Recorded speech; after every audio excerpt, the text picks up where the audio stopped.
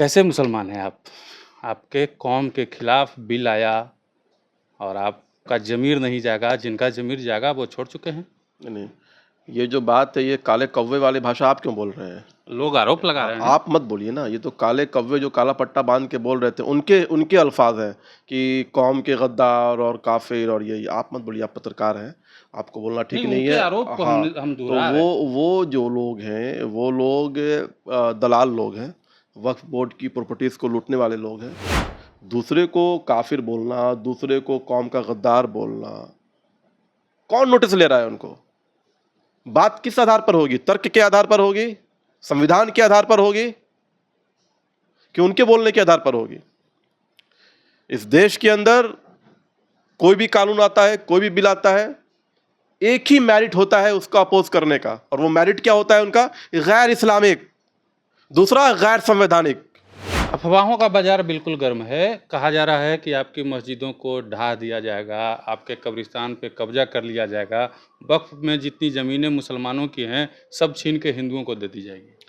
देखो, एक तो जो मस्जिद है, जो मदरसा है, वो अलग चीज़ है, और ये जो विरोधी हैं ये अफवाह फैलाने में बहुत माहिर लोग हैं। अफवाह फैलाने में और तुष्टीकरण कराने में ये वही लोग हैं जो राजीव गांधी की सरकार में शाहबानो प्रकरण में सुप्रीम कोर्ट के फैसले को बदलवा ले जाते हैं। ये वही लोग हैं जो लगातार जो है कह रहे थे कि सीए कानून आ जाएगा तो नागरिकता चली जाएगी। कितने मुसलमानों की नागरिकता गई उस कानून के आने के बाद? बताओ ज़रा मुझे। जिसको सीधे इस बिल के माध्यम से जो कानून का रूप ले चुका है, सीधे फायदा होने जा रहा है। तो वो अलग नहीं हो रहा, बल्कि वो जुड़ने जा रहा है। जुड़ने जा रहा है। वो 80% मुसलमान अब भारतीय जनता पार्टी नीतीश कुमार जी के साथ जुड़ने जा रहा है, क्योंकि उसकी ज़िंदगी में जो है तब्दीलियां आने वाली हैं, खुशहाली आने वाली हैं। सुने कि आपके राष्ट्रीय अध्यक्ष भी आ रहे हैं हाल फिलहाल में। नहीं, देखो, भारतीय जनता पार्टी के सभी नेता, सभी कार्यकर्ता आते रहते हैं, जाते रहते हैं। पटना में भी आएंगे, अभी अमित शाह जी आए थे, नड्डा जी भी आएंगे, मोदी जी। जो काम करेगा वही ना आएगा। जो काम नहीं, पहले भी आते रहे हैं। जो काम नहीं करेगा वो ऐसी रूम में बैठेगा, और जो काम करेगा वो आपको फील्ड में दिखाई देगा, ज़मीन में दिखाई देगा। इसलिए हमारे नेता आ रहे हैं, आगे भी आएंगे। और जहाँ तक बात है कि जो ये र्यूमर्स जो है, ये जो अफवाहें हैं, आहिस्ता आहिस्ता ये सारी परतें साफ होती जा रही हैं। देखिए, राष्ट्रपति की मंजूरी के बाद वक्फ बिल अब कानून बन गया है। इसको लेकर के अफवाहों का बाजार काफ़ी गर्म है। बिहार में विधानसभा चुनाव है, इसलिए बिहार में इसका व्यापक असर देखने को मिल रहा है। एनडीए गठबंधन में तो कई मुस्लिम नेता जो है पार्टी छोड़ करके जा चुके हैं, और तेजस्वी यादव सहित विपक्ष के नेता जो है सरकार पे लगातार हमलावर हैं। हमारे साथ तमाम मुद्दों पे बात करने के लिए बीजेपी के मीडिया प्रभारी दानिश इकबाल जी हैं। स्वागत है आपका। जी, धन्यवाद। कैसे मुसलमान हैं आप? आपके कौम के खिलाफ बिल आया और आपका ज़मीर नहीं जागा, जिनका ज़मीर जागा वो छोड़ चुके हैं। नहीं, ये जो बात है ये काले कौवे वाली भाषा आप क्यों बोल रहे हैं? लोग आरोप लगा रहे हैं। आप मत बोलिए ना, ये तो काले कौवे जो काला पट्टा बांध के बोल रहे थे उनके उनके अल्फाज हैं कि कौम के गद्दार और काफिर और ये आप मत बोलिए, आप पत्रकार हैं, आपको बोलना ठीक नहीं है। आरोप को हाँ, हम तो दोहरा रहे हैं। वो जो लोग हैं वो लोग दलाल लोग हैं, वक्फ बोर्ड की प्रॉपर्टीज को लूटने वाले लोग हैं। लगातार उन लोगों ने वक्फ बोर्ड की प्रॉपर्टीज को लूटा है। उनसे जाकर के पूछिए आप, माइक लगा करके, कि एक अचीवमेंट बता दो 70 वर्षों में, एक अचीवमेंट, एक जो है मरकज़ बता दो तालीम का जो वक्फ बोर्ड के पैसे से शुरू हुआ हो। एक अस्पताल दिखा दो हिंदुस्तान के किसी कोने में जो वक्फ बोर्ड के पैसे से शुरू हुआ हो।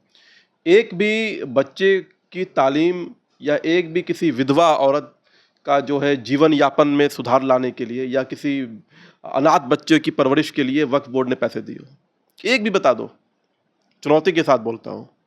दूसरे को काफिर बोलना, दूसरे को कौम का गद्दार बोलना, कौन नोटिस ले रहा है उनको?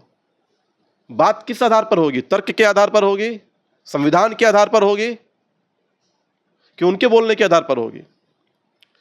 इस देश के अंदर कोई भी कानून आता है, कोई भी बिल आता है, एक ही मेरिट होता है उसका अपोज करने का, और वो मेरिट क्या होता है उनका? गैर इस्लामिक, दूसरा गैर संवैधानिक।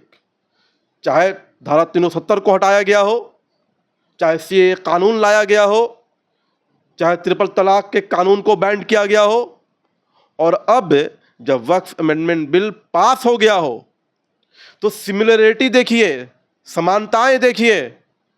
विरोध का एक ही स्वर, विरोध का एक ही मेरिट, गैर इस्लामिक, गैर संवैधानिक, उसके अलावा कोई विरोध के इनके पास आर्गुमेंट नहीं है, कोई पॉइंट्स नहीं है। ये जाहिर होता है कि ये लोग पूरी तरह से, जो दलित मुसलमान हैं, जो पसमानदा मुसलमान हैं, जिनकी आबादी इस देश के अंदर 75% है, उनको मुख्य धारा में लाना नहीं चाहते हैं, उनके बच्चों को तालीम देना नहीं चाहते हैं, उनके महिलाओं को के अंदर अवेयरनेस लाना नहीं चाहते हैं। क्योंकि अगर पसमानदा गरीब का बच्चा पढ़ाई कर लेगा, तालीम हासिल कर लेगा, उनकी महिलाएं अगर सजग हो जाएंगी, उनके अंदर अवेयरनेस हो जाएगा, तो अल्लाह के नाम पर जो डर डराया जाता है, जिसका डर दिखा करके उनको ग़ुलाम बनाया जाता है, शरिया का डर दिखा करके जो उनको ग़ुलाम बनाया जाता है, वो ग़ुलामी ख़त्म हो जाएगी। इसलिए ये चंद ऑर्गेनाइजेशन, चंद काले कौवे जो काला पट्टा बांध करके नीतीश कुमार जी के ऊपर मंडरा रहे थे कि किसी तरह से इस बिल को रोक दिया जाए, नीतीश कुमार जी ने मुंहतोड़ जवाब दिया इन काले कौवे को कि होश में आ जाओ। नीतीश कुमार और नरेंद्र मोदी की सरकार जो है वो गरीबों की सरकार है, वो दलितों, पिछड़े, अति पिछड़ों की सरकार है, वो पसमानदा समाज की सरकार है। और वक्फ बोर्ड में जो ये बिल लाया गया है, वक्फ अमेंडमेंट बिल लाया गया है, इसके बाद जो वक्फ बोर्ड का निर्माण होगा उसका सीधा फायदा गरीब मुसलमानों को होने जा रहा है। वो कौन लोग थे जो पार्टी छोड़ के चले गए, एनडीए छोड़ दिए? वो चंद कुछ ऐसे लोग थे जो खुद उन दलालों के साथ रहे होंगे, उनकी भी हिस्सेदारी दलाली में रही होगी। भाई एक बात बताइए, कोई भी लोकतंत्र के अंदर कोई भी विषय तर्क के आधार पर होगा, लॉजिक के आधार पर होगा? क्या लॉजिक है, क्या तर्क है, क्या आधार है इसका विरोध करने का? आज तक आपको भी समझ में नहीं आया होगा, एक भी सटीक जवाब विरोधियों से नहीं मिला होगा कि सटीक जवाब बता दो। जैसे मैं बता रहा हूँ कि इस बिल के अंदर मेरिट क्या है, इस बिल के अंदर मेरिट ये है, ये है, ये है, लेकिन आप उसका अपोज कर रहे हो तो गैर इस्लामिक, उस गैर इस्लामिक बोल रहे हो, उसका भी मेरे पास जवाब है। कुरान के 30 पारा के अंदर, पूरे कुरान में कहीं पर भी वक्फ का कोई जिक्र नहीं है, जिक्र ही नहीं है। पूरे कुरान में वक्फ का जिक्र नहीं है। वक्फ में चैरिटी का जिक्र है, वक्फ में जो है खैरात और फितरा का जिक्र है, गरीबों की मदद का जिक्र है, लेकिन वक्फ का कोई जिक्र नहीं है। वक्फ दुनिया में बनाया गया और ये हमारे पैगंबर साहब के समय से आ रहा है। उन्होंने भी अपने बागीचे को जो है वक्फ कर दिया था, यानी दान दे दिया था, और ये एक पवित्र दान कहलाता है कि जो गरीब मुसलमान हैं, उनके अंदर जो अनाथ हैं, जो विधवा हैं, उनका जीवन यापन कैसे चलेगा, उनका जीवन यापन अच्छा कैसे होगा, उनके बच्चों में शिक्षा कैसे होगी। इसलिए हमारे पूर्वजों ने, हमारे बुजुर्गाने दीन ने, जो संपन्न परिवार के लोग थे, उन्होंने अपनी संपत्ति को वक्फ किया, पवित्र दान किया, और उसको संचालित करने के लिए सरकार ने वक्फ बोर्ड का निर्माण किया। तो ना कोई शरिया है, ना कोई कुरान का इसमें अंदर कोई प्रेफरेंस है, ना कहीं इसके अंदर जो है कोई इस्लामिक विषय है, बल्कि सामाजिक और आर्थिक विषय है, जिससे कि समाज में जो पिछड़े लोग हैं, जो समाज में अंतिम पायदान पर लोग हैं, उनके जीवन में बदलाव लाने के लिए वक्फ बोर्ड के माध्यम जो है उसको चैनलाइज करने की व्यवस्था है। अफवाहों का बाजार बिल्कुल गर्म है। कहा जा रहा है कि आपकी मस्जिदों को ढा दिया जाएगा, आपके कब्रिस्तान पे कब्जा कर लिया जाएगा, वक्फ में जितनी ज़मीनें मुसलमानों की हैं सब छीन के हिंदुओं को दे दी जाएगी। देखो, एक तो जो मस्जिद है, जो मदरसा है, वो अलग चीज़ है, वक्फ से उसका कोई लेना देना नहीं है, वक्फ से कोई लेना देना नहीं है। ये एक अफवाह बनाया जा रहा है, और ये जो विरोधी हैं ये अफवाह फैलाने में बहुत माहिर लोग हैं। अफवाह फैलाने में और तुष्टिकरण कराने में ये वही लोग हैं जो राजीव गांधी की सरकार में शाबानो प्रकरण में सुप्रीम कोर्ट के फैसले को बदलवा ले जाते हैं। ये वही लोग हैं जो लगातार जो है कह रहे थे कि सीए कानून आ जाएगा तो नागरिकता चली जाएगी। कितने मुसलमानों की नागरिकता गई उस कानून के आने के बाद, बताओ ज़रा मुझे। ट्रिपल तलाक के कानून में कहते थे कि ये गैर इस्लामिक है, अल्लाह के मामले में हस्तक्षेप है। अरे भैया, अल्लाह तो खुद कुरान में फरमा रहे हैं कि तलाक जो है सबसे बुरी चीज़ है कुरान के अंदर।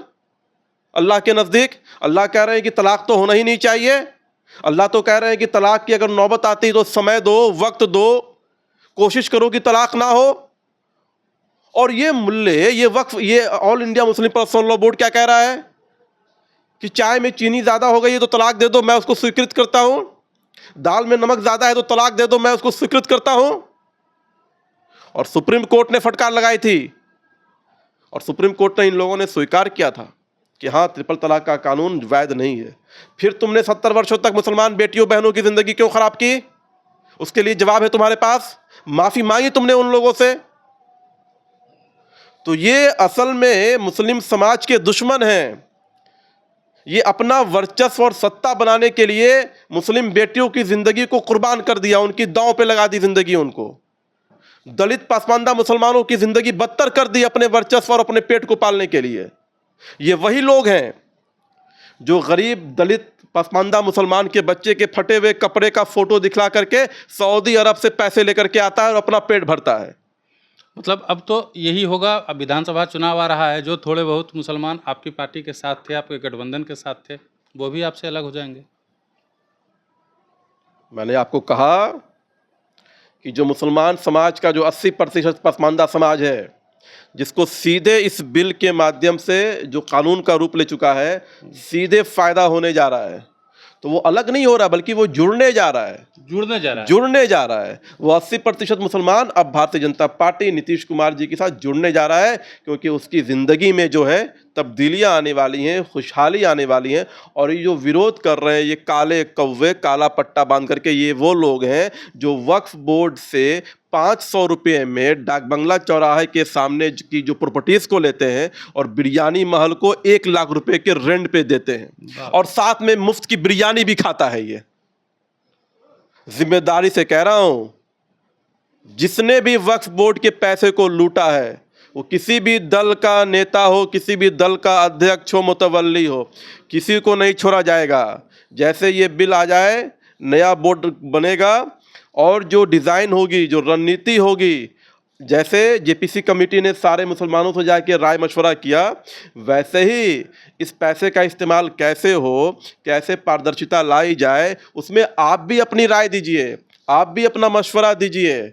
और एक एक पैसा जो है गरीबों के लिए लगाया जाएगा, उनकी ज़िंदगी को बेहतर करने के लिए लगाया जाएगा। मेरा तो सरकार को सुझाव है कि वक्फ बोर्ड के पैसे से पटना के अंदर एक अस्पताल बनाया जाए, वक्फ बोर्ड के पैसे से पटना के अंदर एक तालीमी मरकज़ बनाया जाए, वक्फ बोर्ड के पैसे से जो अनाथ हैं, जो विधवा हैं, उनके लिए घर बनाया जाए और वक्फ बोर्ड एक कार्ड बनाए जो कि दलित पसमानदा मुसलमान जो ज़रूरतमंद हैं उनको कार्ड दिया जाए और उस कार्ड को दिखाने के बाद उनका जो है उनको फ़ायदा पहुँचाया जाए। तेजस्वी यादव कह रहे हैं कि अगर हमारी सरकार बनी बिहार में तो इस बिल को हम कूड़ेदान में फेंक देंगे। अरे कूड़ेदान में तो तेजस्वी यादव तुम तब फेंकोगे जब तुम सरकार बनाओगे। उससे पहले बिहार की जनता तुम्हें उठा करके कूड़ेदान में फेंक देगी। 2025 के विधानसभा चुनाव में तुम उस लायक ही नहीं रहोगे कि तुम कूड़ेदान में इस बिल को फेंकने के लायक। उससे पहले बिहार की जनता तुम्हें कूड़ेदान में फेंक देगी। बिल पास होने के बाद राहुल गांधी जी भी बिहार आ गए हैं, क्या कहिएगा? अरे राहुल गांधी जहां जाते हैं वो कांग्रेस की फजीहत कराते हैं। राहुल गांधी बिहार आए हैं, बिहार में मोक्ष की धरती है, बिहार में मोक्ष प्राप्त होता है और राहुल गांधी बार बार बिहार आ रहे हैं तो निश्चित तौर पर कांग्रेस पार्टी को राजनीतिक तौर पर मोक्ष दिलवा करके ही मानेंगे राहुल गांधी। राहुल गांधी दिल्ली से चलकर पटना आते हैं, पटना से बेगूसराय जाते हैं और 20 मिनट के अंदर उनकी यात्रा समाप्त हो जाती है, भाषण भी नहीं दे पाते हैं।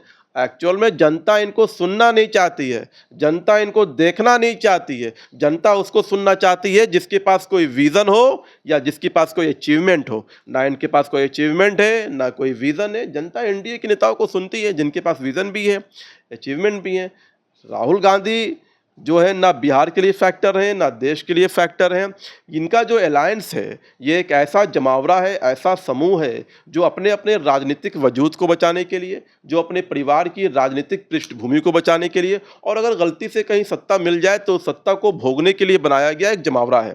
और इसके आपस में ना कोई संवाद है, ना किसी प्रकार का कोई नेतृत्व है, ना कोई नीति है, ना कोई नेता है।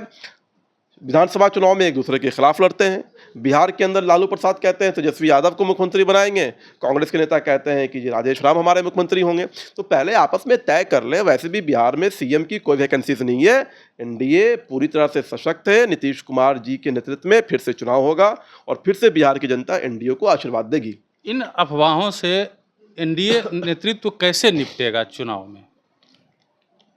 सुने कि आपके राष्ट्रीय अध्यक्ष भी आ रहे हैं हाल फिलहाल में।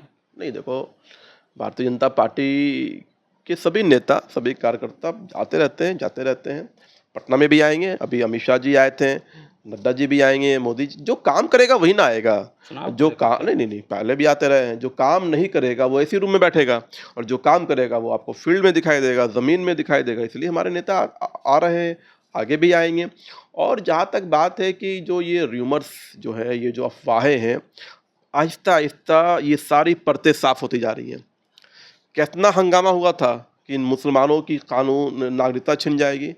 सब मुसलमान उसी देश में हैं, अब हल्ला कर रहे हैं। ये झूठ बोलते हैं ये लोग, दरगाह मस्जिद छिन जाएगी। अरे भैया, कोई किसी का दरगाह क्यों छीनेगा? कोई किसी का मस्जिद क्यों छीनेगा? ये झूठ है। और अब ये झूठ जो है चलने वाला नहीं है।